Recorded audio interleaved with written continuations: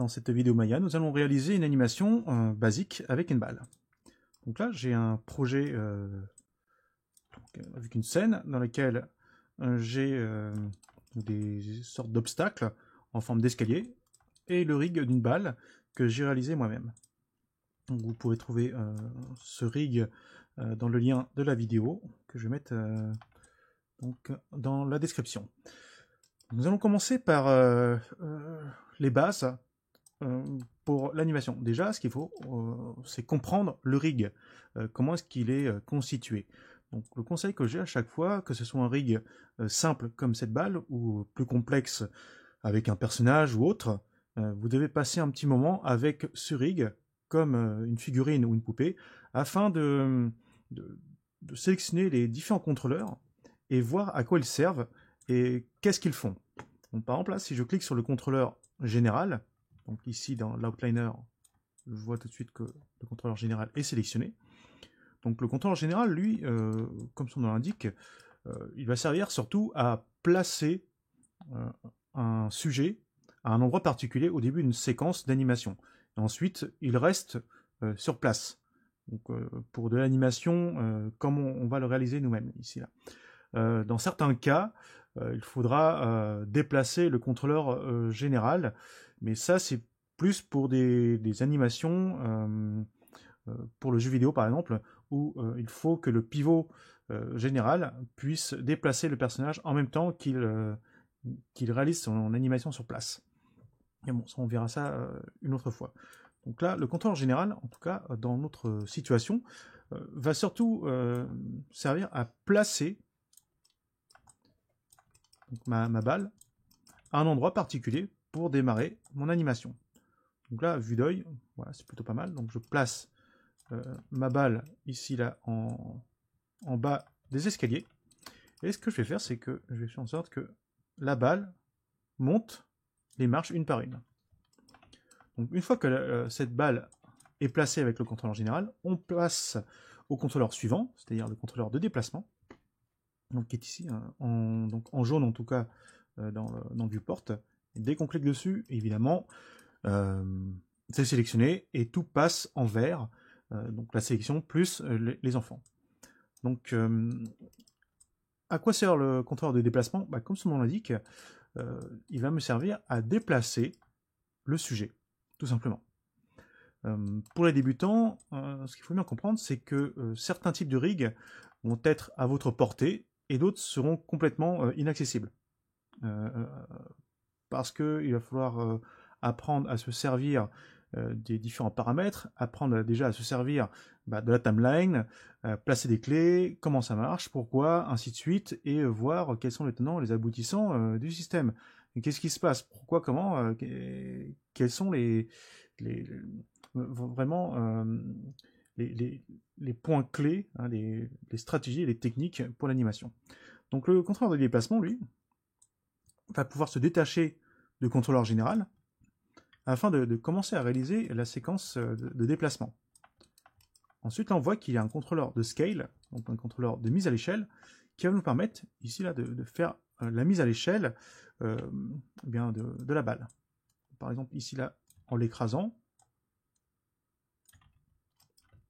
en lui donnant des proportions complètement arbitraires, ou alors en utilisant ici un paramètre que j'ai créé qui s'appelle Stretch and Squash, qui va nous permettre de déformer la balle en conservant le volume.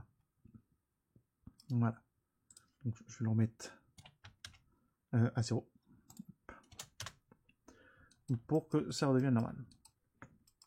Puis le contrôleur de rotation qui va me permettre de faire la rotation de la balle avec un contrôleur stylisé qui ressemble à des flèches circulaires. Alors, la raison pour laquelle il y a plusieurs contrôleurs et que ça a été décomposé, c'est justement pour les débutants, pour leur apprendre à décomposer des mouvements basiques, comme le déplacement. Donc le déplacement, qu'est-ce que c'est? C'est un changement de position dans l'espace, c'est un changement de type de translation.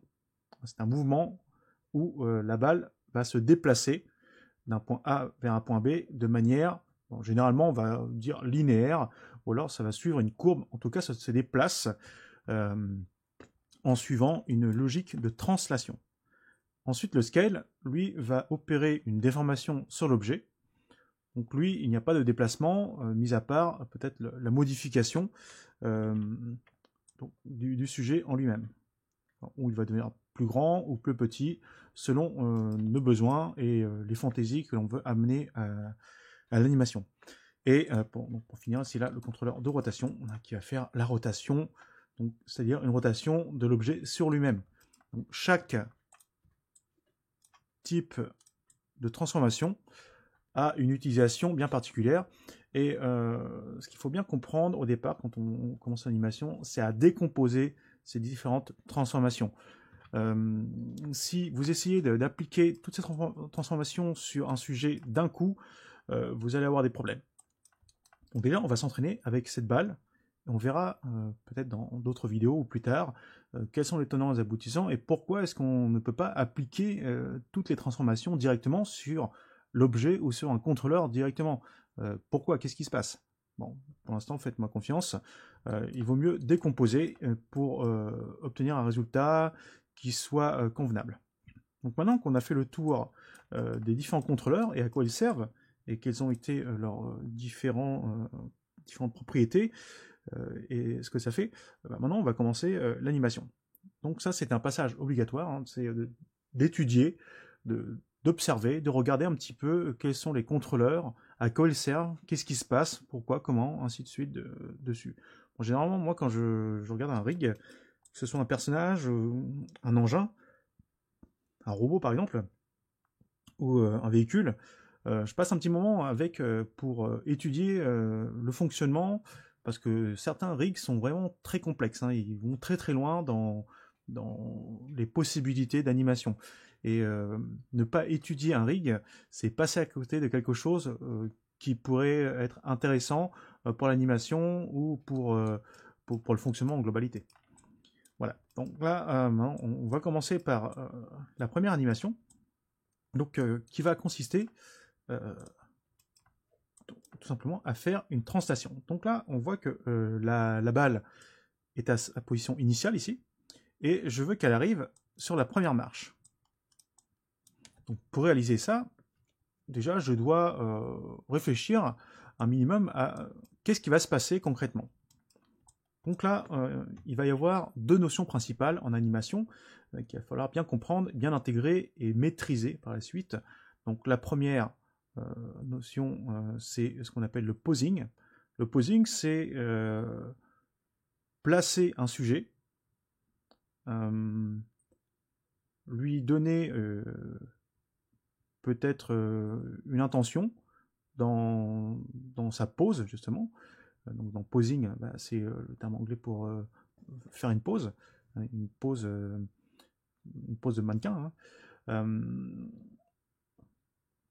Qu'est-ce qu'on veut faire exactement? Qu'est-ce qu'on veut donner comme intention? Est-ce que c'est un objet inanimé? Est-ce que c'est un objet cartoon? Est-ce que c'est un sujet qui est plutôt sérieux, triste, joyeux, etc. Donc tout ça, le posing va nous permettre de mettre des bases et de définir justement le caractère d'un sujet. Et la deuxième notion, ça va être le timing. Donc le timing, là c'est quelque chose d'un petit peu plus compliqué à saisir pour les débutants. Le timing, c'est un peu comme quand on fait de la musique. Hein. Donc il faut suivre une partition et il faut jouer les notes à des moments particuliers. Donc le timing en animation va nous permettre justement de donner un caractère supplémentaire. Déjà, le posing permet de faire ça, mais en plus, le timing va nous permettre de voir si c'est un sujet qui est plutôt dynamique, ou s'il est mou, s'il est normal, s'il est lent, s'il est fatigué, énergique, etc. Donc le timing va, en fonction de la ligne de temps, la timeline, va nous permettre de jouer sur tous ces aspects et combiner avec le posing le posing et le timing vont définir vraiment toute une séquence d'animation et nous permettre de donner vraiment donc, un caractère au personnage ou au sujet. Donc on peut même faire en sorte que cette balle ait un caractère donc énervé, lent, mou, ainsi de suite. Donc en fonction de notre imagination. Donc comment est-ce que ça marche maintenant concrètement? Donc là, comme je disais tout à l'heure, on a utilisé le contrôleur général pour déjà placer la balle au début. Ensuite, nous ce qu'on veut, c'est que cette balle, ben, elle monte sur la première marche. Donc pour monter sur la première marche, ben, on va faire en sorte qu'elle fasse un bond, comme ça. Hop. Donc là, il va falloir réfléchir un minimum. Donc déjà, la première position, ben, ça va être la balle en bas des escaliers, ici, là. En position, donc je vais marquer T égale 1. Donc T va représenter tout simplement l'image de la timeline. Donc T comme timeline. Ensuite là, il va y avoir un saut. Et donc là je vais changer de couleur, je vais mettre en jaune. Et je veux que la balle arrive ici. Et en T, par contre, égale combien? Donc ça, c'est à l'animateur de le définir. Et là, il n'y a pas 36 000 solutions. Donc on peut y arriver de deux manières. Donc, soit par l'expérience, soit par tâtonnement. Ça, c'est les deux méthodes principales pour réussir à faire une animation. Donc, par expérience, bah, là, vous devez vous entraîner, avoir fait plusieurs cas de figure, avoir fait plusieurs tests pour sentir et avoir une intuition de combien de temps je vais utiliser pour que la balle se déplace. Bon, ça s'acquiert pas en claquant des doigts, hein, c'est avec l'entraînement, donc avec l'expérience. Sinon, celle que nous on va utiliser, bah, ça va être la deuxième, le tâtonnement. Donc au départ, on ne sait pas trop, on va utiliser un temps, peut-être au hasard, on va utiliser plusieurs intervalles et définir lequel va être satisfaisant. Donc là, pour l'instant, je ne connais pas la valeur donc, de T. Donc, en combien de frames, est-ce que je vais faire atterrir cette balle sur la première marche. Donc en tout cas, pour réussir à faire ça, il va falloir regarder une petite chose et faire une parenthèse, c'est ici là. On va cliquer là sur le petit bonhomme avec l'engrenage afin d'ouvrir donc les préférences et il nous met tout de suite sur le time slider. Voilà. Et donc là dans le time slider, par défaut on voit que le framerate, c'est-à-dire le taux d'images par seconde, est à 24 fps. Bon, nous en animation, on va plutôt se mettre en 25. En animation classique en France, donc 25, c'est largement suffisant. En changeant cela, on voit que ici là ça a changé quelques valeurs. Bon là pas de panique, ce qu'on va pouvoir faire donc c'est les modifier. Hop. Donc on va pouvoir mettre 1, 125, 1, et ici là on va pouvoir laisser 200. Voilà. Et ensuite je sauvegarde. Donc pour avoir ce framerate à 25, qui est une valeur standard pour l'instant. Peut-être que ça va être amené à être modifié dans l'avenir. À l'avenir, bon, là, pour l'instant, on est à 25. Donc 25 images par seconde, ça veut dire quoi? Ça veut dire que pour réaliser donc, une animation d'une seconde, donc Maya, avec la timeline, a besoin de lire 25 images. Donc ça va être Maya qui va lire les 25 images ici là en une seconde. Donc il va avec le curseur, si je clique là ici là sur le bouton lecture, voilà.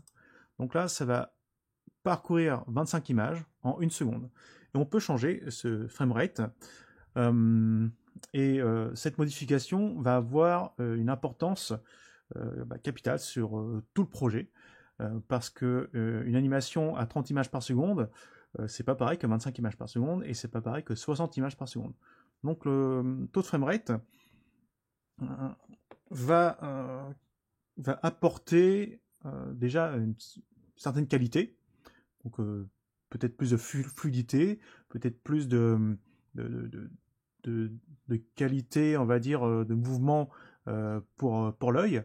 Ce qu'il faut savoir, c'est que avec toutes les études qui ont été faites, on sait que en dessous de 24 images par seconde, l'œil et le cerveau humain commencent à percevoir des saccades. Donc c'est pour ça que on prend 24 images par seconde et au-delà pour que le cerveau considère que la suite d'images que l'on voit soit perçue comme une animation. Donc on a l'impression que c'est quelque chose qui se déroule devant nos yeux sans vraiment d'interruption, et on accepte ça comme étant un mouvement continu devant nos yeux. Par contre, si ça va en dessous, là on commence à percevoir des saccades, et là on se dit, ah non, là c'est plus animé, là il se passe quelque chose. On sait que c'est une suite d'images qui passent l'une derrière l'autre, et ça peut être dérangeant pour le spectateur. Bon, je vais passer à la suite, parce que ça après, c'est vraiment des choses théoriques, mais qui sont vraiment intéressantes, et à voir pour plus tard. Donc là, pour l'instant, je sais que j'ai placé ma balle, j'ai donc le framerate à 25 images par seconde, et par conséquent, là, ma balle, je veux la faire sauter donc, du bas de l'escalier jusqu'en haut. Donc là, comment est-ce que ça va se passer concrètement? Donc là, déjà, je vais sélectionner le contrôleur de déplacement, et j'appuie sur la touche S. En appuyant sur la touche S, là ici, on voit que Maya a placé ce qu'on appelle des clés d'animation, donc avec des carrés là qui sont passés de la couleur grise ou noire, ouais, plutôt noire, voilà, à rouge. Parfait. Voilà. Donc pour indiquer qu'une clé d'animation a été placée. Donc quand on appuie sur S, Maya place une clé d'animation sur toutes les clés disponibles, c'est-à-dire translation, rotation, scale, paramètres personnalisés, etc., quand ils sont disponibles. Donc ici, là, on voit que la translation, rotation et la visibilité, maintenant, il y a une clé d'animation en frame numéro 1. Voilà. Donc là, maintenant, là, j'ai bloqué le contrôleur de déplacement en frame 1 avec ses coordonnées. Voilà. Maintenant que c'est réalisé, je vais me déplacer dans la timeline, je vais aller plus loin, je vais me placer à 25, c'est-à-dire une seconde, et là, je vais donc, déplacer, modifier la position de la balle. Donc attention, là par défaut, on doit avoir cette icône activée. Donc c'est une icône qui ressemble donc, à une espèce de signe plus. Bon, en fait, c'est une timeline avec une clé. Et vous avez donc deux flèches qui tournent l'une sur l'autre, et ce qu'on appelle donc l'autokey. L'autokey va permettre au système de détecter s'il y a eu une modification de propriété sur un objet par rapport à une timeline, par rapport à la timeline. Est-ce que en gros il y a eu des modifications par rapport aux positions précédentes, par rapport aux clés précédentes? Si oui, le système va placer une clé automatiquement. Sinon, le système ne met aucune clé. Et c'est à nous de le faire si on souhaite bloquer une clé, si on souhaite placer une clé manuellement. Donc, je répète, hein, l'autokey est à activer. Donc, par défaut, il l'est. Mais s'il ne l'est pas, attention, non, donc là, il est en fond gris. Là, il l'est. Il est sur fond rouge. Donc, l'autokey permet au système de voir s'il y a une différence par rapport aux frames précédentes, s'il y a une modification de propriété, donc translation, rotation, scale, paramètres personnalisés. Si oui, il place une clé sur le paramètre affecté, sinon, il ne change rien. Par contre, si on souhaite que le système place une clé partout, là, c'est à nous d'appuyer sur la touche S. Donc là, je me place sur la frame 25 et j'appuie sur la touche S. Donc pour placer moi-même une clé d'animation sur en frame 25. Donc là, je déplace la balle. Et là, on voit que le système, donc comme il est en autokey, fait une mise à jour. Voilà, donc là, nous avons des coordonnées qui apparaissent. Et dans la timeline, là, si je place le curseur de lecture en frame 0. Donc je clique tout simplement dans la timeline, c'est-à-dire dans cette barre ici, là, numérotée. Je fais un clic gauche sur les numéros qui apparaissent ici.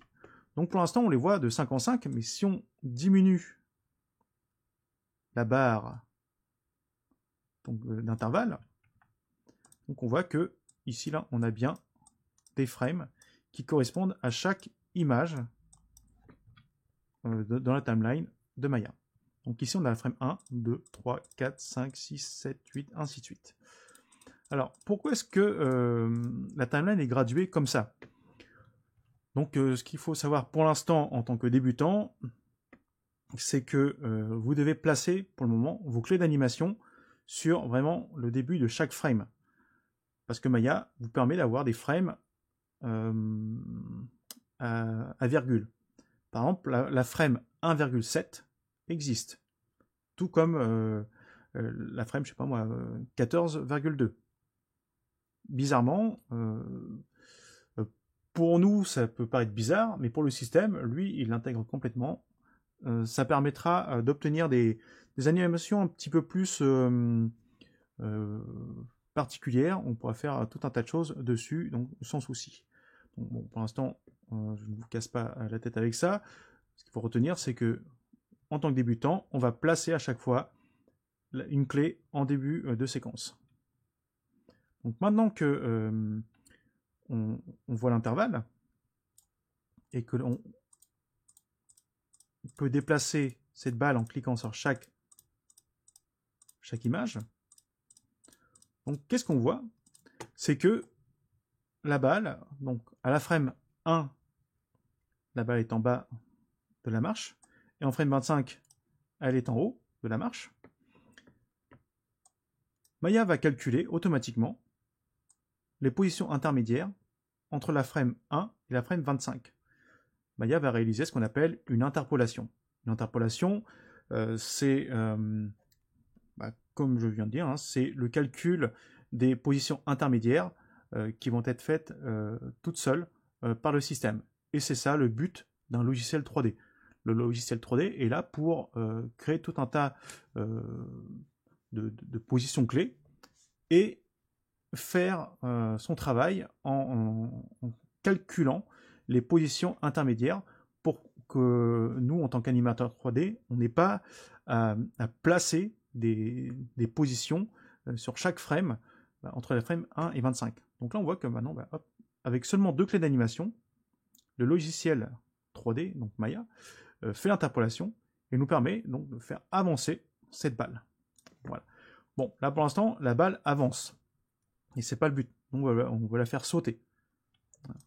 Ce qu'on veut faire, c'est réaliser le bond, ici. Et donc là, pour l'instant, je décompose les choses pour qu'on comprenne bien, surtout si c'est la première fois que vous faites de l'animation. Et ensuite, on va accélérer. Donc là, pour l'instant, j'ai réglé 2 positions. Donc la position en frame 1 et la position en frame 25. Là, ce que je viens de faire, c'est que je viens de placer ce qu'on appelle des positions clés. Une position clé, qu'est-ce que c'est? C'est une position stratégique qui va permettre au logiciel de comprendre ce que l'on cherche à faire et quelle est la position à un moment et quelle est l'autre position à un autre moment, ainsi de suite, pour que lui puisse faire ses déplacements. Donc là, les positions clés, là, actuellement, c'est 1 et 25. Par contre, quand on lit l'animation, bon, on voit que sur 1 seconde, la balle, au lieu de faire un bond, elle se déplace toute seule. Là, là, on voit que la balle passe à travers donc la marche. C'est n'importe quoi pour l'instant. Alors, pourquoi est-ce qu'on fait comme ça? Pourquoi est-ce que je fais comme ça?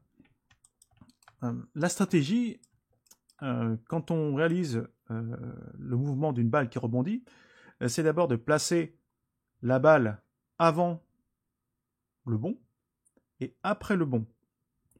De cette manière, donc on va bénéficier de quelque chose de particulier.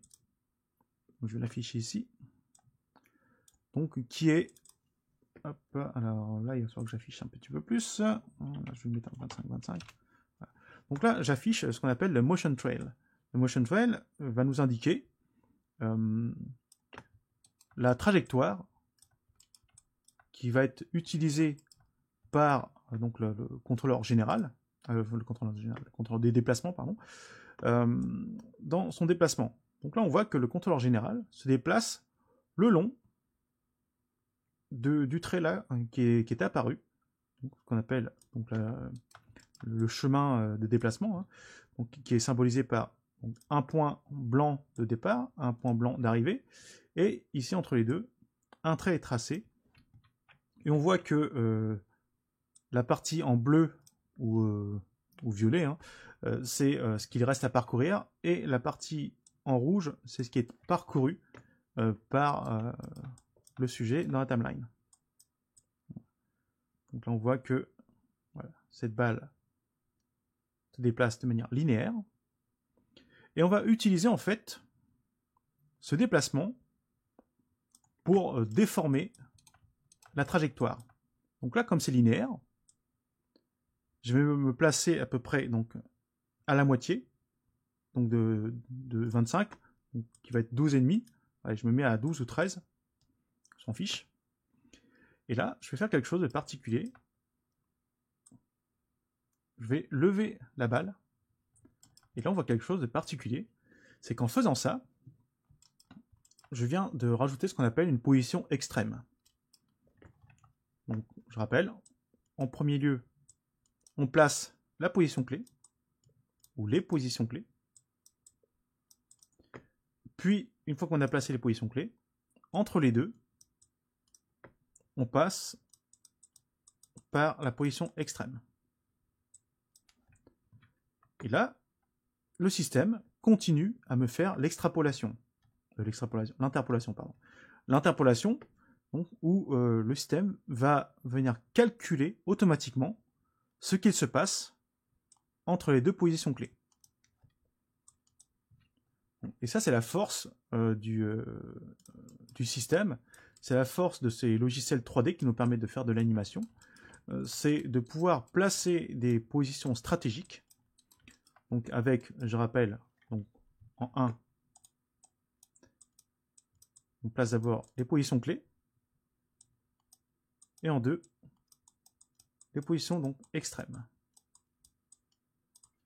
Et grâce à ce procédé, on va pouvoir déjà commencer à déblayer un petit peu le terrain, et donc si je lis l'animation, à faire quelque chose qui commence à ressembler à une animation donc avec la balle qui est au départ donc en bas de la marche, à l'arrivée est sur la première marche, et entre les deux, elle commence à faire donc une trajectoire en cloche, donc une hyperbole.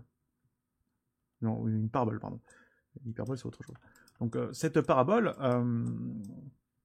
si on étudie un petit peu la physique, bah, elle n'est pas parfaite, elle n'est pas bonne, hein, cette parabole.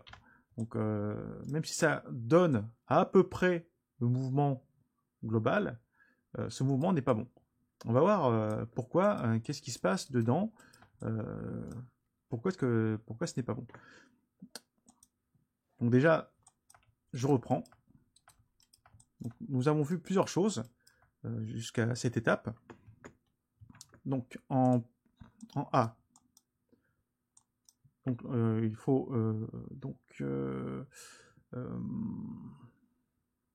regarder et analyser le rig. Ensuite, en B, donc en B, donc il faut réfléchir à l'action. En C, là il faut donc penser au posing plus timing. Donc voici les premières étapes que nous avons réalisées pour ce début d'animation, où on ne se lance pas n'importe comment dans une séquence.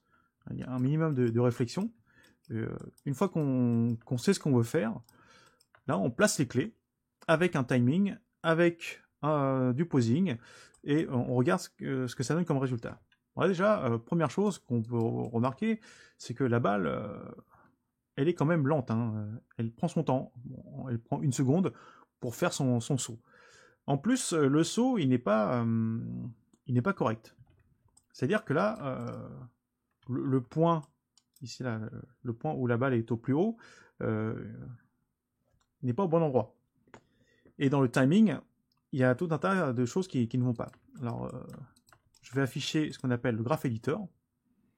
Donc, en cliquant sur le menu, ici, là, Windows, Animation Editor, Graph Editor. Dans le Graph Editor, je vais afficher, donc là, pour l'instant, ce qui m'intéresse, ce sont les positions du contrôleur de déplacement. Donc là, on voit que chaque translation sur les axes de déplacement sont enregistrés et on les voit sous forme graphique par rapport au temps. Donc là, on voit ce qu'il se passe sur donc de la frame 1 à la frame 25. Et ici, là, on a tout un tas de données, donc des coordonnées. Bon, ça va pas trop nous intéresser pour le moment. Moi, ce qui va m'intéresser, c'est surtout ce qui se passe sur l'axe Y. L'axe Y, c'est quoi? Eh bien, c'est l'axe, ici là, l'axe de la hauteur. C'est ce qui se passe en hauteur, ici là. Donc là, si je reviens sur 13 et que je déplace, donc ça va avoir un incident, une incidence sur le graphique. Donc, je vais essayer d'afficher les deux en même temps, ça va être simple. Voilà. Donc quand je monte la balle, on voit que dans le graphe, la valeur augmente, ce qui est normal. Et quand je baisse la balle dans le viewport, on voit que sa valeur diminue, baisse dans le graph editor. Donc grâce à ça, on va voir le comportement de la balle, comment est-ce qu'elle fait sur le temps pour se déplacer. Donc là, déjà, on voit plusieurs choses. Donc là, si je reviens en début de séquence, donc de 1, voilà, jusqu'à 13, c'est-à-dire du bas de la marche jusqu'au point le plus haut de son bond, là, il y a quelque chose qui peut étonner. Donc moi, en tant qu'animateur, je sais ce que c'est. C'est ce qui se passe ici, là et là. Donc normalement, quand vous lancez une balle en l'air, eh bien tout ce qui monte redescend à cause de la gravité. Et en plus, le déplacement et la vitesse que l'on donne à un objet qui est lancé en l'air a une trajectoire et un comportement bien particulier. Donc ici, on remarque en fait qu'il y a une accélération, puis un ralentissement, donc de 1 à 13, c'est-à-dire au moment où la balle saute et qu'elle va en l'air. Et ensuite, quand elle redescend, donc il y a une accélération, puis un ralentissement. Si vous êtes observateur, quand on lâche un objet, l'objet, quand il va toucher le sol, il ne ralentit pas. Tout objet qui est lâché, il accélère.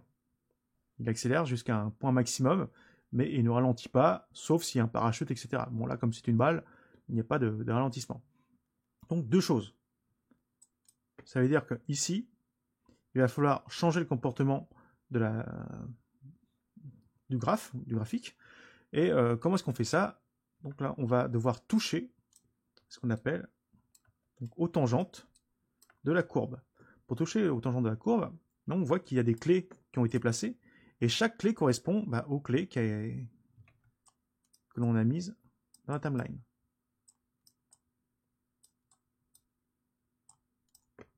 Voilà, comme ça. Donc la clé numéro 1 est ici, la clé numéro 13 est là, la clé numéro 25 est ici. Donc là, moi ce que je veux, c'est faire une accélération dessus. Donc là, je vais devoir changer le comportement de la tangente. Et là, je peux utiliser ce qu'on appelle une poignée de tangente pour cela. afin de corriger le comportement de la tangente. Et là, on s'aperçoit d'une chose un petit peu bizarre, c'est que là, la poignée de tangente bouge des deux côtés, de la même manière. Donc, ce qu'il faut faire, et ça, il faut le savoir, donc je sélectionne ma clé et je viens casser la tangente. Une fois que la tangente est cassée, maintenant, je peux déplacer chaque poignée de manière asymétrique. Voilà, de cette manière. On verra plus tard comment gérer la longueur de cette poignée de tangente. On verra plus tard. Pour l'instant, on règle donc là déjà les tangentes en cassant les tangentes, ensuite en réorientant, afin de redonner donc un mouvement qui soit bien parabolique. Alors ensuite, une notion assez particulière en animation. Donc en animation, on essaie de refaire des mouvements assez réalistes. On essaie de refaire des choses qui ressemblent à ce qui se passe au point de vue physique. Et là, voilà. Donc là, le trait que je viens de tracer correspond ici là à la hauteur de la marche. Donc la hauteur de la marche donc, se trouve à cette taille-là. Et là, si on regarde bien le mouvement de notre parabole, ce n'est pas bon. Donc normalement, le vrai mouvement devrait être, ici là je le fais en jaune, de cette manière-là. Donc déjà, ce qui devrait se passer, c'est, ça devrait venir à peu près par là. Le mouvement devrait faire quelque chose d'à peu près comme ça. Donc là, on a un léger décalage qui fait que ce n'est pas très crédible. Donc qu'est-ce que je fais? Je sélectionne en fait la clé et je vais devoir donc tout simplement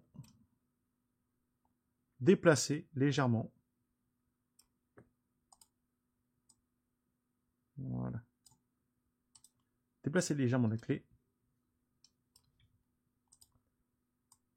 pour que la parabole soit beaucoup plus réaliste. Voilà. C'est-à-dire comme ça. Et donc là maintenant, on a le point extrême qui est ici par rapport à la marche. Donc la quantité ici là, de déplacement ici est la même que là. Donc ça c'est quelque chose de très particulier. Ce sont des phénomènes à observer de manière physique. Et cette correction de courbe, il va falloir que je la fasse plusieurs fois. Donc on va revenir dessus dans quelques instants.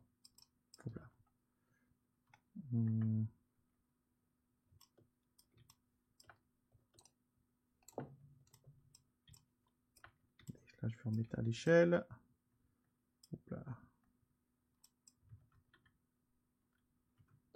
Ok. Ah, zut. Voilà. Hop.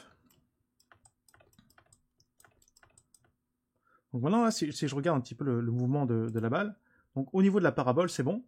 Par contre, il faut vérifier également les autres mouvements. Donc, sur l'axe X, c'est-à-dire là sur l'axe de déplacement, moi ce que je souhaite c'est que la balle se déplace de manière linéaire. Donc comme je veux qu'elle se déplace de manière linéaire, je vais venir sélectionner seulement la trajectoire en rouge, et au lieu de donner un mouvement autotangente, je vais le mettre en linéaire ici. Linéaire. Pour que ça soit vraiment un mouvement linéaire. Voilà. Donc maintenant, là, si je regarde dans le viewport, la trajectoire, là, j'ai une belle parabole qui me permet d'avoir un saut beaucoup plus réaliste. Voilà. Par contre, après, c'est à vous de régler la vitesse. Si vous pensez que c'est trop rapide ou trop lent, on va replacer les clés d'animation, tout simplement. Donc là-dessus, concernant la petite séquence que l'on vient de faire, qui ne paraît, pas, mais qui est quand même un petit peu complexe, surtout pour ceux qui commencent l'animation, il faut comprendre plusieurs principes. Donc d'abord, le premier principe, comme je disais tout à l'heure, donc c'est de placer donc, je vais marquer ici là. 1. Donc, les positions clés. Ensuite, en 2, les positions extrêmes. Puis en 3, corriger les tangentes dans le graph editor. Donc la correction des tangentes consiste à corriger plusieurs choses. Déjà, on va corriger la trajectoire parabolique en hauteur, ainsi que la trajectoire donc de la balle sur l'axe X. Enfin, pour moi, l'axe X, c'est-à-dire l'axe sur lequel va avancer la balle. Donc là, ça va nous permettre de faire tout un tas de corrections afin d'avoir vraiment un mouvement beaucoup plus réaliste. Voilà. Donc ensuite là, si on considère que c'est trop lent, trop rapide, trop ci, trop ça, ce qu'on peut faire, donc c'est faire une modification dans la timeline en faisant une sélection globale de nos clés sur le contrôleur de déplacement, puis on peut faire ce qu'on appelle du retiming. Donc là, tout simplement, je vais pouvoir resserrer les clés d'animation, faire donc un... Alors, comment est-ce que ça s'appelle déjà? Où est-ce qu'il est, donc je vais pouvoir faire un snap, voilà, snap clé. Donc cette clé là, elle est peut-être trop... voilà, elle était pas bien au milieu. Et je relie la séquence, hop, voilà. Donc là c'est un petit peu plus rapide, plus dynamique. Donc je vais le refaire. Donc comment est-ce que j'ai fait ça?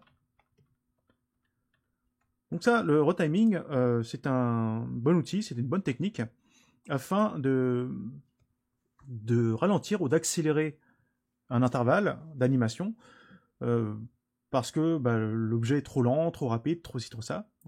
J'appuie sur Shift, je clique gauche sur la première frame qui m'intéresse, tout en maintenant le Shift, clic gauche enfoncé. Là maintenant, je déplace la souris sur la timeline pour aller sélectionner mon intervalle. Donc on peut faire ça également à partir de la frame 25. Donc Shift, clic gauche sur la frame 25, je maintiens enfoncé Shift et clic gauche, et je déplace la souris jusqu'à la frame numéro 1. Attention, il faut bien prendre en rouge ici, là, la frame 25. Parce que si je prends la frame 24, la clé qui est en frame 25 ne sera pas prise dans l'intervalle de sélection. Donc je refais Shift, clic gauche. Alors je clique dans le vide, je refais Shift, clic gauche, je sélectionne tout. Ensuite, là, sur la sélection, on voit qu'il y a plusieurs outils. Donc déjà, ici, là, on voit un petit triangle jaune. Donc à droite, il y a la même chose à gauche, en fait, mais là, on ne le voit pas. Et au milieu, il y a une double barre. Donc la double flèche permet de déplacer l'intervalle. Donc là, on déplace l'intervalle complètement. Je refais. Et la flèche qui est à gauche, là, à droite, pardon, là, va me permettre de diminuer l'intervalle. Et les clés qui sont comprises dans l'intervalle, en fait, qu'est-ce qui se passe? Elles vont faire donc une remise à l'échelle proportionnelle à leur position. Donc ça va être compressé. Ou alors, à l'inverse, ce qu'on va pouvoir faire, c'est faire une expansion des clés. Donc ce qu'il faut bien comprendre, c'est que tout ce qui est dans l'intervalle va se déplacer en fonction de nos besoins. Donc soit on va comprimer, ou alors on va étendre. Donc expansion, compression. Donc là, selon nos besoins. Donc évidemment, si je fais une expansion, donc là, l'animation va être plus lente. Par contre, si je fais une compression, l'animation va être plus rapide. Puisque là, les clés vont être lues beaucoup plus rapidement. Alors, une fois que j'ai déplacé donc mon intervalle de sélection, là, on s'aperçoit d'une chose bizarre dont je parlais tout à l'heure. C'est ici, là. On s'aperçoit maintenant que la clé, là, ici, qui était en position 13, maintenant, elle est en 8, quelque chose. Et la clé qui est en position 25, elle est en 14,3 ou 14,4. Bon, on pourrait laisser ça comme ça, mais c'est pas très propre. Donc, je fais un clic droit et je fais Snap pour que la clé se positionne et vienne se sémenter sur la position la plus proche d'elle. Donc maintenant là, du coup là, je vais déplacer cette clé là. Donc pour déplacer cette clé, donc je fais Shift clic gauche et je la déplace pour la mettre en plein milieu de l'intervalle. Donc sur en frame 7 ou 8, allez, je vais mettre en 8. Ça sera bon. Et je lis l'animation. Donc là, certains d'entre vous vont peut-être me dire, mais oui, mais 8, c'est pas la moitié de l'intervalle entre 1 et 14, ce serait plutôt 7,5. En animation, pour l'instant, restez simple. Essayez de placer vos clés d'animation sur la frame, une frame entière, c'est-à-dire sans virgule, et qui soit le plus proche du résultat que vous voulez obtenir. Donc sur une frame, ça va, l'animation ne va pas trop pâtir, ou il ne va pas y avoir trop de problèmes sur ce principe-là. Par contre, si vous faites après 2-3 frames de différence, là, on va commencer à voir quelque chose. Bon, là, ça se joue en gros sur une demi-frame. Donc si c'est 7,5 et que je prends la frame 8, bon, c'est une demi-frame. Une demi-frame sur 25 images par seconde, c'est quasiment rien. On peut considérer que ça va, c'est jouable. Donc là, pour l'instant, on choisit une frame entière. Voilà. Donc maintenant, là, on a fait notre premier saut. Bah, super. Donc, par contre, là, il faut que je regarde un petit peu tous les autres toutes les autres clés, si c'est bien placé correctement, s'il n'y a pas de problème. Ok, donc la translation, rotation, donc tout était bien placé. Donc on frame 8, 14, etc. C'est nickel. Voilà. Donc déjà, rien que pour ce premier mouvement, on voit que j'ai pris un petit peu de temps. Hein. C'est surtout pour les débutants qui comprennent bien les tenants et les aboutissants de l'animation. L'animation, ce qu'il faut bien comprendre, hein, et j'insiste bien là-dessus, c'est deux choses qu'on doit absolument comprendre, qu'on doit ensuite pratiquer et maîtriser. Donc il y a le posing, puis le timing. Donc le posing, on l'a vu, là c'est relativement simple avec une balle. Simplement, en frame 1, j'ai placé la balle en bas de la marche. En frame 14, bon maintenant c'est frame 14, hein, j'ai placé la balle donc, en haut de la marche. Et en frame 8, j'ai placé la balle à son point le plus haut, maximum. Voilà. Et j'ai laissé Maya faire l'interpolation, c'est-à-dire calculer ce qui se passe entre les deux. Moi, je ne m'occupe que de placer les points, les positions stratégiques, et je laisse le logiciel ensuite faire le reste. Et évidemment, je dois apporter quelques retouches et quelques corrections sur les tangentes afin que ça ne fasse pas n'importe quoi. Voilà. Donc maintenant, on va accélérer un petit peu pour la suite. Et on va voir un petit peu ce qui se passe à la fin si on fait bien notre animation. Allez, donc là, j'y vais. Donc là maintenant, on a vu que à peu près 14-15 frames, c'est plutôt une bonne vitesse pour la balle, afin de donner un mouvement plutôt dynamique, plutôt bon. Donc là, je vais prendre encore le même intervalle, donc je vais faire donc, 14 plus 15, donc ça va me faire du 29, 28. Bon, allez, on peut se mettre sur la frame 30. Je mets sur la frame 30. Je sélectionne bien le contrôleur de déplacement, toujours. Pour l'instant, je ne me focalise que sur le déplacement. Je place mon contrôleur de déplacement sur la deuxième marche. Voilà. On peut même passer sur les vues de côté. Voilà. Bon là évidemment, il y a un obstacle qui me gêne. Voilà. Donc s'il y a quelque chose qui me gêne, je le cache. Hop, voilà. Et là, je peux regarder si le contrôleur de déplacement est bien sur la marche. Alors, je rappelle que là, nous, on est dans l'industrie du divertissement. Donc, on n'est pas à la NASA, on ne cherche pas à faire des trucs précis. Donc ici, ça sert à rien de vouloir faire en sorte que le bas de la balle touche correctement le sol. Non, on n'est vraiment pas là pour ça. ça c'est encore correct, ça c'est encore acceptable, puisque de loin ça se voit pas. Par contre, là ça commence à se voir. Si vous faites, voilà, la balle elle touche la marche, non, c'est pas possible. Et pareil ici, là. Là, si vous dites, oui, c'est bon, la balle est sur la marche, non. Là, on voit que c'est vraiment bien entré dedans.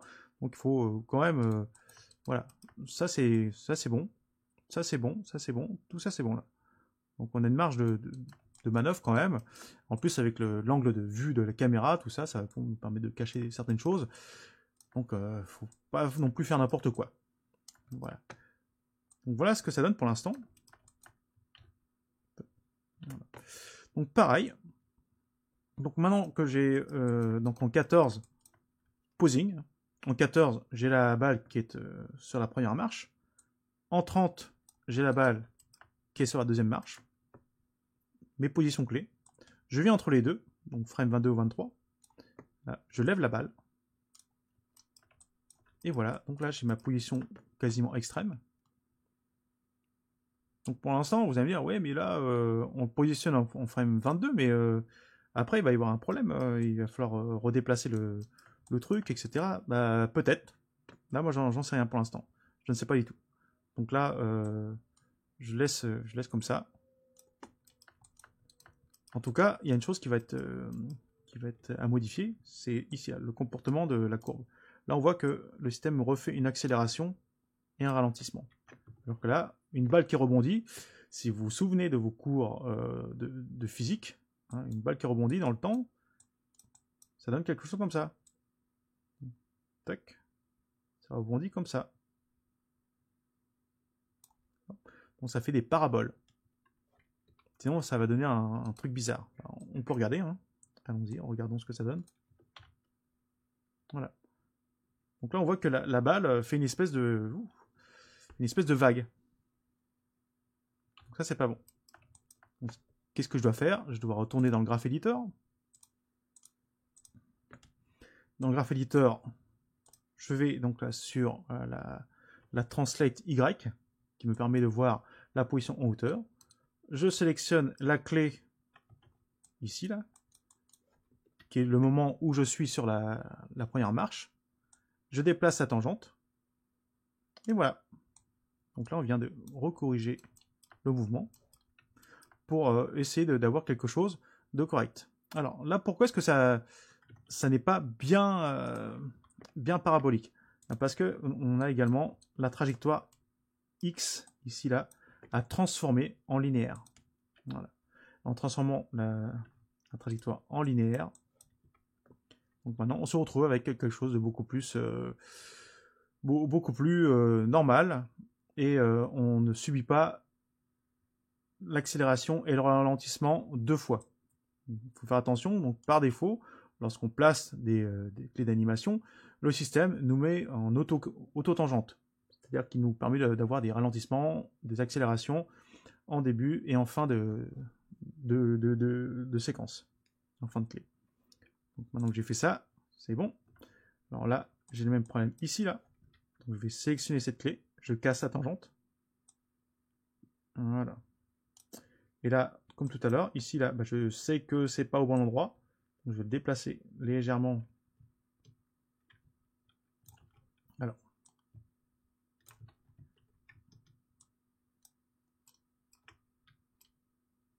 Voilà. Alors, je donne la technique là pour faire un déplacement sur l'axe horizontal seulement. Je sélectionne la clé. J'appuie sur sur Shift, pardon. J'appuie sur Shift, clic molette. Là, je commence à me déplacer sur la droite ou sur la gauche. Et dès que je commence à me déplacer sur la droite ou sur la gauche, le système comprend que je veux déplacer la clé seulement de manière horizontale. Donc là, je ne peux plus déplacer verticalement. Par contre, là, si on fait la même chose, donc Shift, clic molette, et qu'on se déplace verticalement, et ben là, le système comprend qu'on veut déplacer la clé de manière verticale, et là, je ne peux plus déplacer de manière horizontale. Donc je refais, hop, sélection, Shift, enfoncé, clic molette enfoncé, les deux enfoncés, je bouge de manière horizontale, et je replace. Voilà, à peu près par là. Ça, je replace la clé à la tangente. Voilà, super nickel. Donc je relis ma séquence. Voilà. Et donc là, pour l'instant, c'est plutôt pas mal. Donc là, on a une balle qui rebondit de manière assez dynamique, qui respecte les principes de la physique, c'est-à-dire qu'elle avance bien, qu'il n'y a pas de problème vraiment particulier, que c'est OK. Voilà. Alors, je vais revenir sur quelque chose de particulier. Là, peut-être que certains d'entre vous vont dire tiens, c'est bizarre, comment ça se fait que ici, là, et là, il y a une clé que sur le graphe de la translation Y. Et pourquoi il n'y a pas de clé là, ici, là, sur le X et sur le Z? Comment ça se fait? C'est quoi ce phénomène? Et en fait, comme je vous ai dit tout à l'heure, nous sommes en auto-key. Quand on est en auto-key, le système ne place de clé que sur les paramètres qui ont changé, que sur les paramètres qui ont évolué ou qui sont différents de ce qui devrait être sur l'interpolation. Donc à partir du moment où c'est différent, le système est une clé. Souvenez-vous ici, là. Là, qu'est-ce que je fais? En fait, je déplace le contrôleur de déplacement en hauteur seulement. Donc il n'y a qu'un seul paramètre qui bouge, c'est le translate Y. Les autres ne sont pas affectés. Donc ils n'ont pas lieu d'avoir de clés. Si vous voulez avoir des clés, bah, ce qu'il va falloir faire, c'est revenir par exemple en frame 8. Et en frame 8, bah, là je suis en frame 8, j'appuie sur S, et là ça me place une clé. Alors pourquoi je ne place pas de clé? Alors, tout simplement pour ne pas être bloqué ou pour ne pas avoir de problème particulier par la suite. On verra ça une autre fois, mais pour le moment, ce qu'il faut faire, c'est appuyer sur la touche S, vraiment sur les positions clés et positions stratégiques. On ne fait pas ça sur autre chose. Donc par exemple, ici, là, en frame 30, il aurait fallu que j'appuie sur la touche S pour que j'ai ici, là, voilà, une clé sur le translate Z.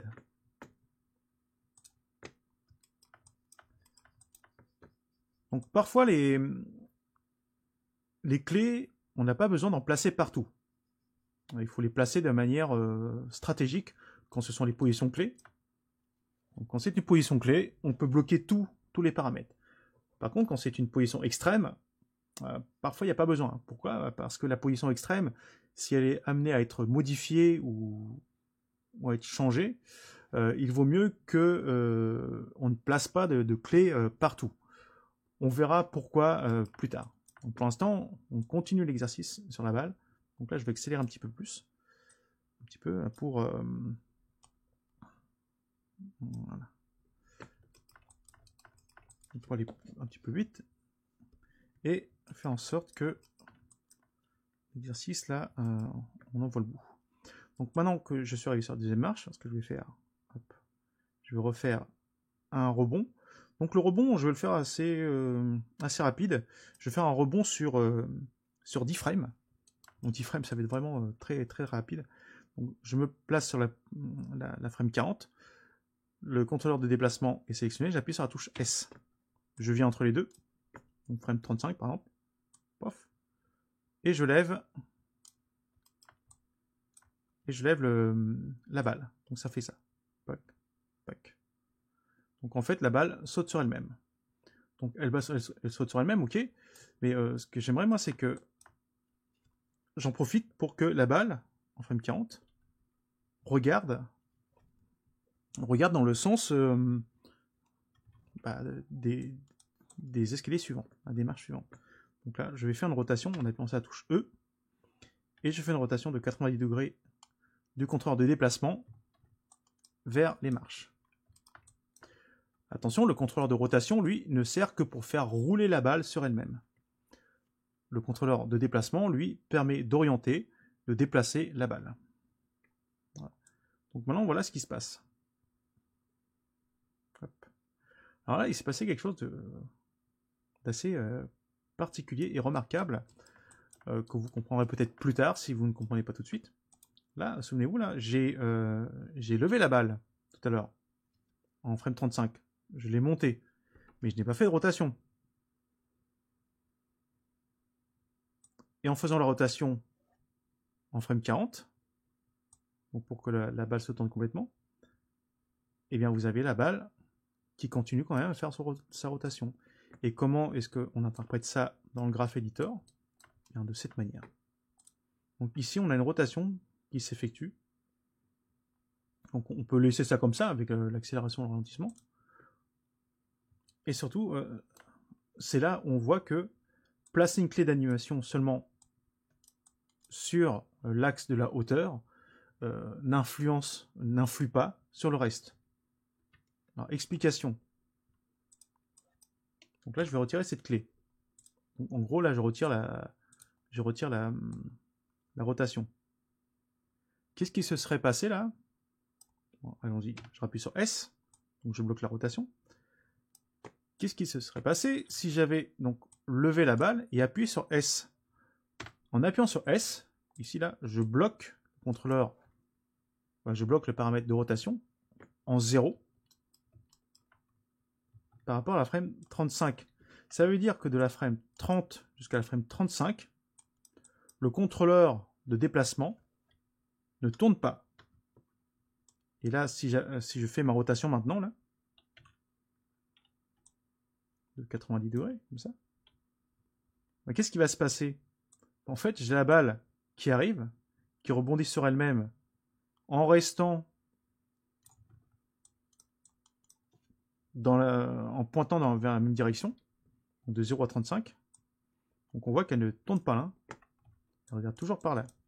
Et de 35 à 40, maintenant là, hop, elle regarde dans ce sens-là. La différence entre ce que je viens de faire maintenant et avant, c'est que la rotation de la première version s'effectue de 30 à 40, alors que dans la deuxième version, en ayant appuyé sur la touche S en frame 35, la rotation ne se fait que de 35 à 40. Ça change tout dans l'animation. Parce que la rotation, au lieu de se faire au moment du saut, la rotation ne se fait que au moment où la balle retombe. Et on le voit ici, là, hop, voilà. Donc on le voit ici avec les clés, dont je parlais tout à l'heure, qui ont été rajoutées. Donc parfois, appuyer sur la touche S pour placer des clés partout, ce n'est pas forcément une bonne stratégie. Placer des clés partout, c'est bon sur les positions clés. Mais ce n'est pas forcément bon sur les positions extrêmes. On verra ça plus tard. Donc là, en gros, ce que j'essaie de faire comprendre là, c'est que là, je vais sélectionner ces clés-là, je les supprime, je ne laisse que la clé en hauteur. Et donc là, on se retrouve bien avec notre rotation, qui maintenant va se refaire de 30 à 40.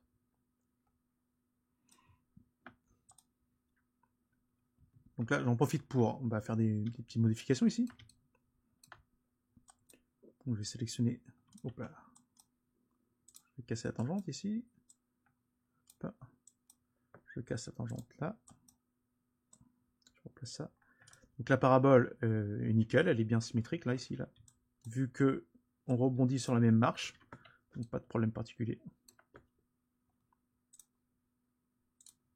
Donc là, si je joue ma séquence, voilà ce que ça donne.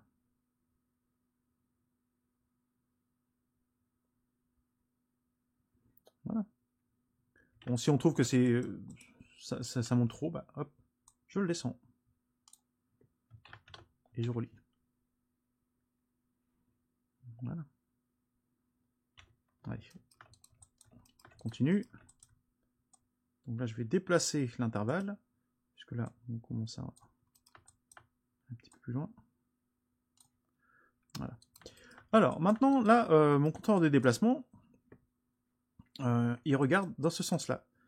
Tout à l'heure, c'était l'axe X. En fait, c'est toujours l'axe X. Mais là, notre manipulateur de déplacement est en mode World.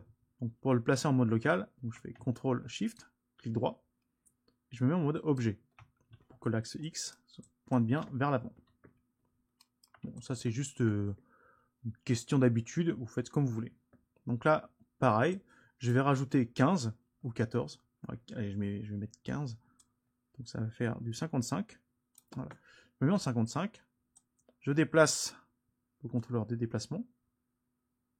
Je fais en sorte que ça touche bien. Ok, j'y suis. J'appuie sur la touche S. Je viens entre les deux. Donc, en 47 ou 48. Ouais, je prends 47, on s'en fiche. Hein. Je monte. Hop, je monte la balle. Ok. Super. Toc. Voilà. Je monte la balle. Je retourne dans le Graph Editor. Donc ça, c'est bon, c'est en linéaire. Par contre là, c'est Z. Dans cette Z, je dois mettre en linéaire. Hop, je mets en linéaire. Et là, je corrige le comportement de la tangente. Ici, je casse tangente. Voilà.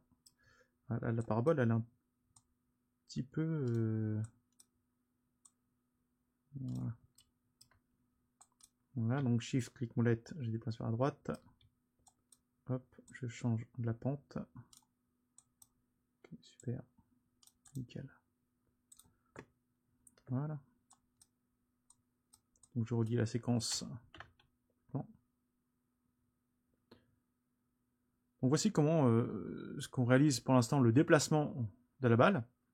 Alors, là, ici, là, on voit que le motion trail ici ne fait plus son boulot. Là, il ne montre plus assez d'intervalle. Pourquoi? Bah, tout simplement parce que tout à l'heure, je l'ai créé avec ici l'intervalle qui devait être de 1 à 50. Donc, motion trail, après, on peut lui demander d'en refaire un, par exemple. Donc là, on peut le supprimer. Hein. On supprime le motion trail. On en refait un. Donc, visualize, creative table motion trail. Hop. Ah oui, il faut que je sélectionne d'abord le... Voilà. Ensuite, ici, là, je vais demander donc 25 frames avant, 25 frames après. Et voilà. Okay.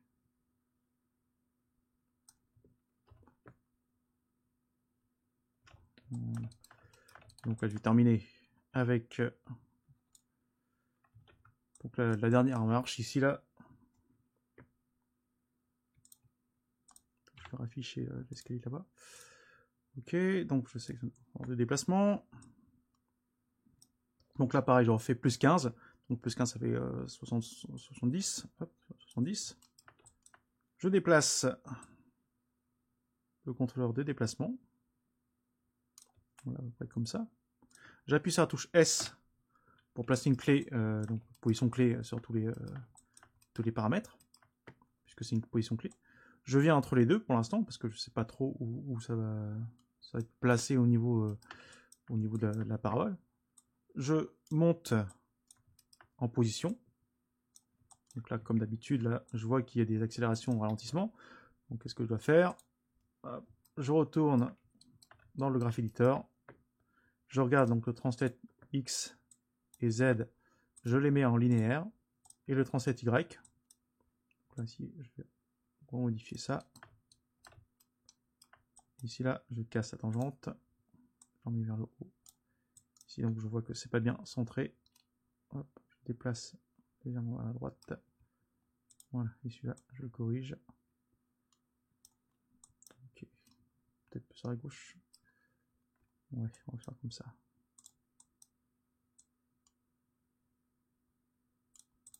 Ok.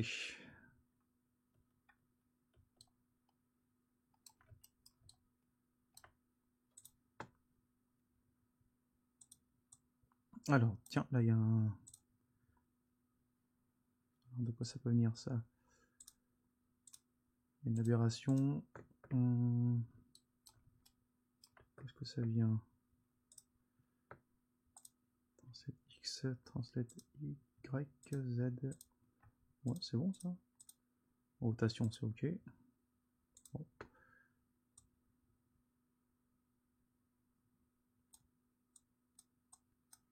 Donc, j'en bien, on va voir ce que ça donne.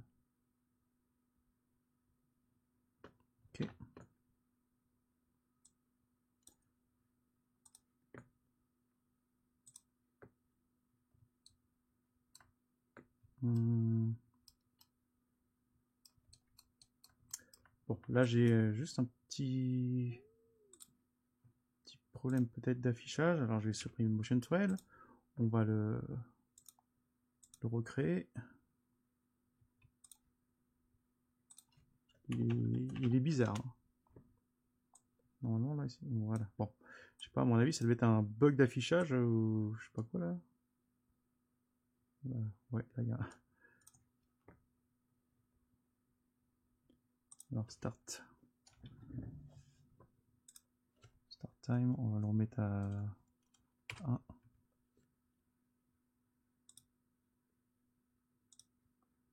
Le motion trail là, il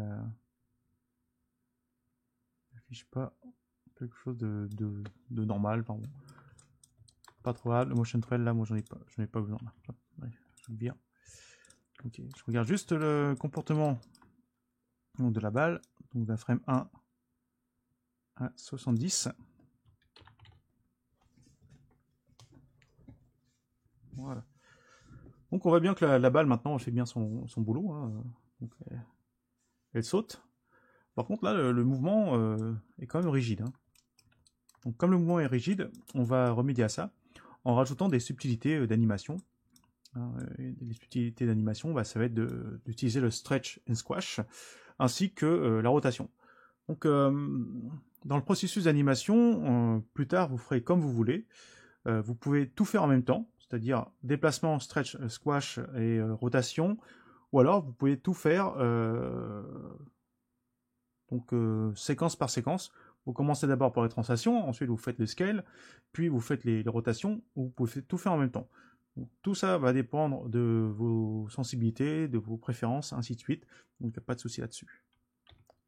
Là, je vais rembobiner complètement, et là on va s'intéresser un petit peu au stretch and squash. Donc là, maintenant que le déplacement est terminé, bon, je vais réessayer une dernière fois donc le motion trail ici là. Voilà. Donc là, on va le faire du start end. Bah non, on va faire comme ça, donc de 1 à 10. Donc preframe 25, 25. Ok. Ah ouais. Je sais pas ce qu'il me fait là. Il fait avoir un bug tout à l'heure. Ok. Voilà, donc là il rebondit sur lui-même. Il avance. Voilà. Là, le motion trail maintenant il est bien fait. Bon, je sais pas, il va avoir un coup de mou tout à l'heure. Bon, ça c'est des choses. Faut faire attention avec les logiciels 3D. Hein. Parfois il y a des bugs d'affichage, des trucs comme ça, ou alors je sais pas, j'ai peut-être fait une mauvaise manipulation. Voilà. Donc là, au niveau de la position, en tout cas, de translation puis direction, tout ça, c'est plutôt pas mal.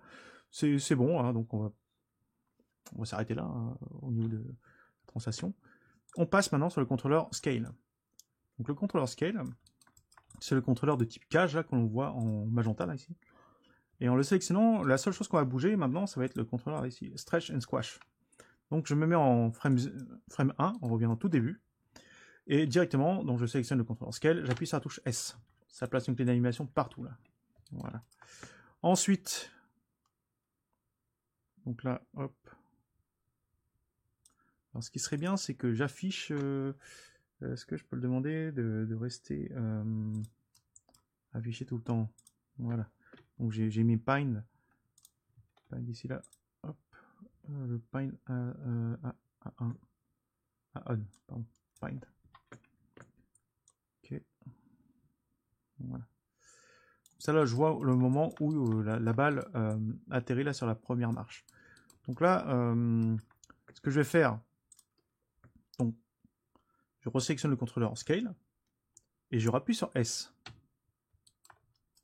Pourquoi? Eh bien pour qu'au moment où la balle est sur les positions clés, je puisse placer un stretch and squash correctement. Alors, qu'est-ce qui va se passer concrètement? Donc ici, là, de 1 jusqu'à 14, je fais une déformation un petit peu cartoon. Donc moi, ce que je veux, c'est que lorsque la balle va sauter, elle va se détendre. Donc, par exemple, là, elle arrive à cette hauteur-là. Donc, hop. Voilà. Et ensuite là, je veux que avant de retoucher le sol, elle se remette en position normale. Voilà. Juste pour avoir cet effet-là où la balle paraît vivante et fait une petite déformation, hop, petite déformation cartoon pour dire hop là, voilà, je me déforme. Mais en l'air, hop, je retrouve ma forme initiale. Et juste avant de retoucher le sol, je vais rappuyer sur S pour bloquer l'état du stretch and squash à 0. Et en 14, là, je vais changer pour que le stretch and squash, pour que la balle s'écrase au moment où elle touche le sol. Bon, j'exagère volontairement pour que l'on puisse voir, donc avec la décomposition. Donc 1. Bon, au début, j'aurais pu faire une séquence où la balle commence à s'écraser, puis après à s'étendre. Bon, là, c'est pas grave, on va faire comme ça. Hop. Donc, la balle saute et se détend et reprend sa forme initiale. Ensuite, avant de toucher le sol, donc elle a sa forme initiale, elle touche au sol, pof, elle s'écrase. Et là, pareil, là, quand on va retrouver donc, la balle en l'air, on va la remettre en stretch et squash comme ça, là, en forme de concombre, haricot, est-ce que vous voulez? Oui. Voilà. Et avant de retoucher le sol, on va le remettre à 0.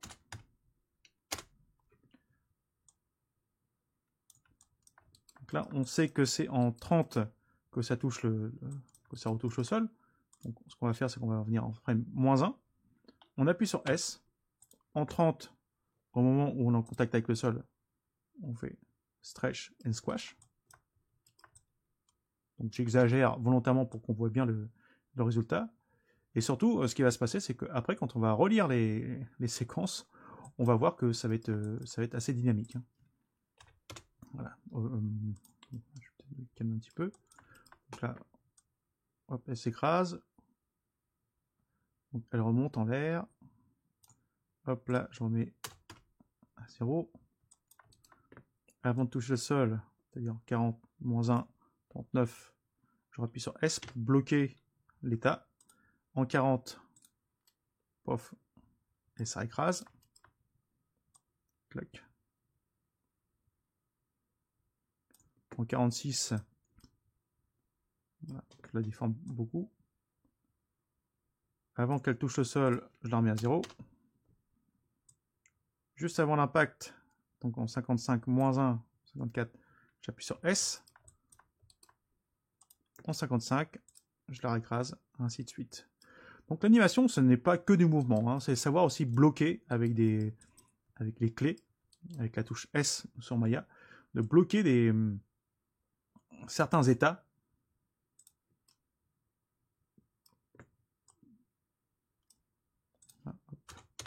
Donc l'état, par exemple, là, ici, là, c'est de la frame 66 à la frame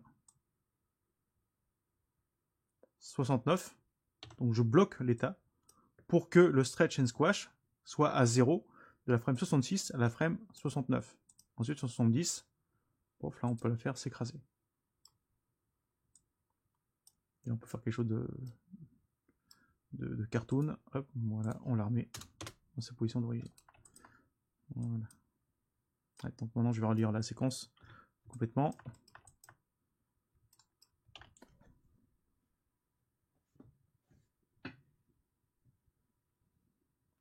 Donc, voici ce qui se passe. Alors, ce que je vais faire, c'est que je vais cliquer là sur le... je vais enlever les courbes. Je vais cacher également le stretch squash. Le motion thread plutôt, pardon. Voilà. Pour qu'on voit mieux ce qui se passe. Donc là, par rapport à tout à l'heure, où il n'y avait pas le scale, on commence à voir quand même une petite différence. Hein. C'est quand même un petit peu plus dynamique, c'est plus rigolo à regarder, c'est cartoon. Hein. Donc là, ça nous permet de voir un petit peu la différence entre l'animation donc sans stretch and squash et avec stretch and squash. Donc là, on a l'impression que la balle est quasiment vivante, elle a une personnalité, Et donc elle se déplace elle-même, elle prend son temps, elle tourne, etc. Enfin bref, il y a quelque chose en plus. Donc là, on va terminer sur dernière chose. Donc avec la rotation. Donc là, une fois qu'on a terminé avec le scale, on voit que dans notre séquence de scale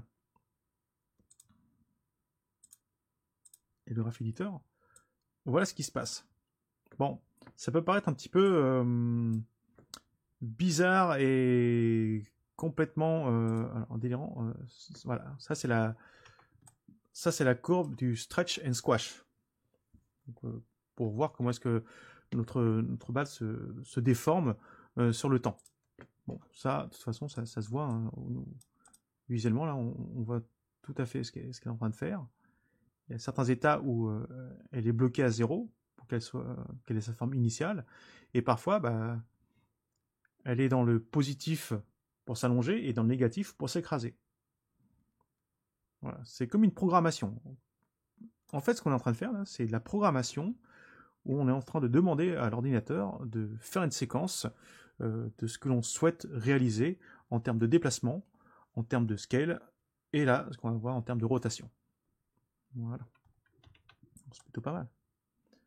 Là, je termine donc avec la rotation. Donc là, je retourne en frame 1. Cette fois-ci, je sélectionne le contrôleur de rotation. Et là, on y va. Bon, on va faire un petit peu la même chose. Donc là, j'appuie sur la touche S en frame 1 pour placer une clé d'animation. Alors, ce qui serait bien, c'est de rafficher également, parce que j'aime bien voir le motion trail. Voilà. Voilà. Tac. Voilà. Hop.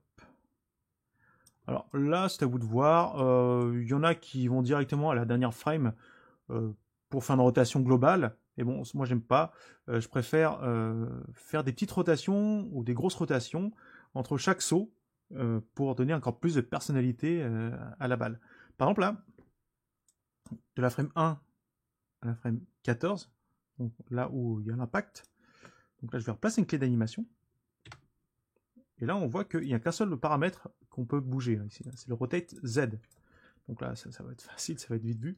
Donc là, je vais réaliser donc, une rotation donc, vers l'avant, où je vais demander à la balle de faire aller, un 720, c'est-à-dire 2 tours sur elle-même. Donc là, donc de 1 à 14, donc la balle va sauter, elle va se déformer, et en même temps, elle va faire 2 tours sur elle-même, puisque c'est le départ. Moi, je veux qu'elle ait un caractère très dynamique, très énervé au départ. Pouf. Donc voilà. Donc elle fait une grosse rotation. Voilà. Ensuite, entre le premier impact et le deuxième impact est ici, voilà. Je replace une clé. Et là, on voit que la valeur est toujours à moins 720. On le laisse comme ça. Et là, je vais faire une rotation un petit peu plus faible. Voilà, comme ça. De cette manière-là, on voit qu'il y a un démarrage dynamique, démarrage nerveux. Hop. Ensuite, pof, la balle elle rebondit tout doucement, tranquillement. Voilà. Et ensuite de 30 à 40. Donc pareil.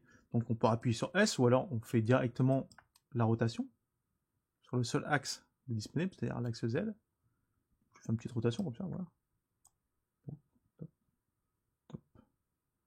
Voilà. Pour l'impact suivant, hop, allez, on va faire une grosse rotation.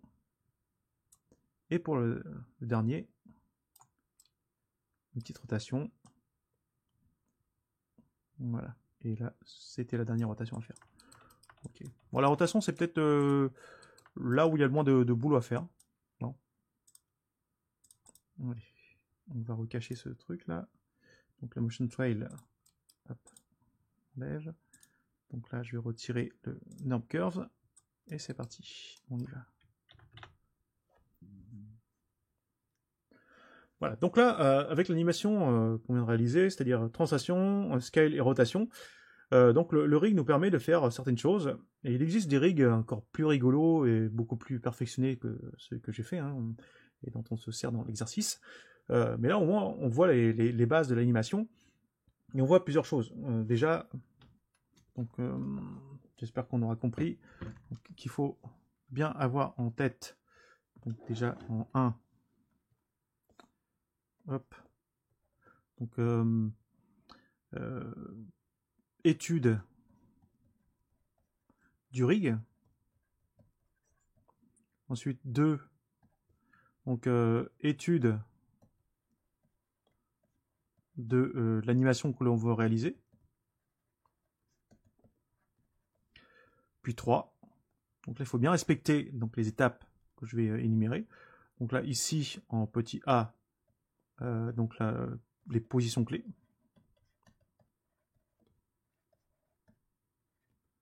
Donc position clé.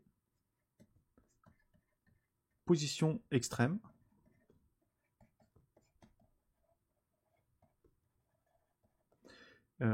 Correction des tangentes. Voilà. Et ça, sur les 3 décompositions disponibles, c'est-à-dire le déplacement, le scale et la rotation. Donc à chaque fois, il faut regarder les positions clés, position extrême et correction tangente, s'il y en a évidemment. Et par rapport à ça, après, on obtient le résultat final qui est celui-ci. Et donc pour bien finaliser le tout, donc là je vais bien me placer correctement, voilà, et je vais demander au système, donc là, voyons voir, ok, donc là j'ai déjà fait mes réglages, donc je vais venir là ici là, sur Play Blast Display, donc je rappelle où c'est donc Show, ici, le menu du viewport Show, Play Blast Display, je clique sur la double barre pour détacher le menu, et voilà ce que je décoche. Donc je décoche tous les trucs là, normes, voilà. Et je coche la case Override Viewport. Pourquoi? Maintenant, ce que je vais faire, donc, dans le mode animation, je clique sur Playback, puis Playblast. Là, donc, je vais générer un Playblast qui va me permettre donc, là, de lire l'animation de manière beaucoup plus séquencée et beaucoup plus, on va dire, vidéo, parce que l'animation que l'on voit dans le viewport, dans le logiciel, peut subir des ralentissements selon la capacité de votre mémoire, de votre processeur, la carte graphique, etc. Donc il peut y avoir des ralentissements. Alors que si on fait une preview avec donc le Playblast, la preview, elle, va vous montrer le résultat quasiment final de la qualité d'animation.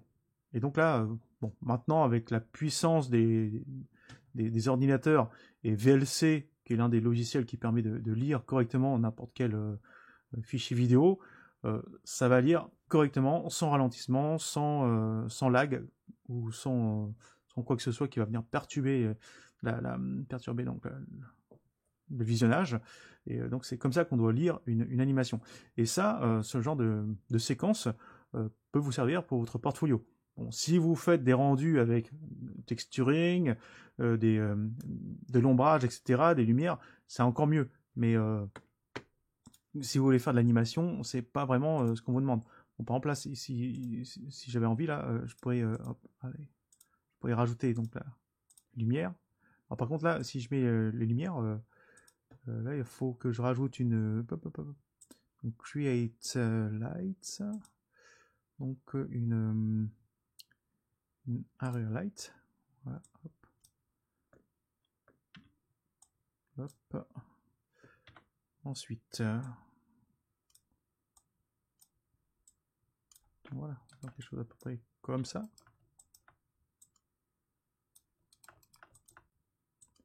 Hop. Ok. Ensuite, là, je vais dans les attributs de la lumière. Est-ce que j'utilise ça? Bon, déjà, ce que je vais demander là, c'est du array light.